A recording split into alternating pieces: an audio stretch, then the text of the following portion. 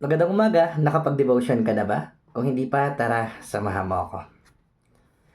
Ang sabi ni Lord, kung ako ay buong puso ninyong susundin, kung gagawin ninyo ang matuwid at susundin ang aking kautosan at mga tuntunin, hindi ko ipararana sa inyo ang alinman sa mga sakit na ipinadala ko sa Ehipto. Akong si Yahweh, ang inyong manggagamot. Grabe. Imagine, kalalabas pa lang nila doon sa may Ehipto. Nung time na to, pinurso pa nga sila ni Pharaoh doon sa may Red Sea. Pero ang ending, nakaligtas pa rin naman sila. Because under tayo or under sila, yung mga Israelites, ng protection ng Panginoon. So during that time, paglabas pa lang nila doon, imagine nagkaroon na kagad ng standard. Nag-set na kagad ng standard sa Lord. Sinabi niya rito na, obey me. Ayan. And I will heal you.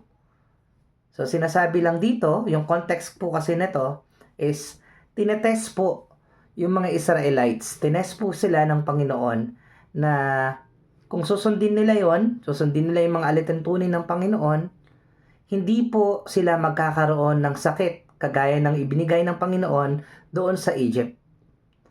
Kaya alam ninyo, pagka meron kayong covenant ng Panginoon, meron po yung blessing. Tandaan natin, God's healing is tied doon sa covenant natin. Kaya kapag nakikinig tayo, sumusunod tayo sa Panginoon, we know that we are being under the protection and care of the Lord. Di ba?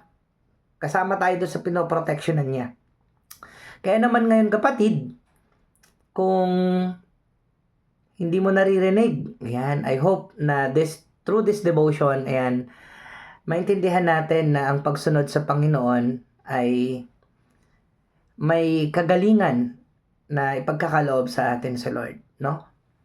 So, kung tayo po mismo ngayon ay naguguluhan sa sobrang ingay ng mundo, hindi na natin alam kung sino yung pakikinggan, ayan. Alam niyo po, listen, sinabi po dito sa Exodus 15:26, listen and obey my command, declares the Lord.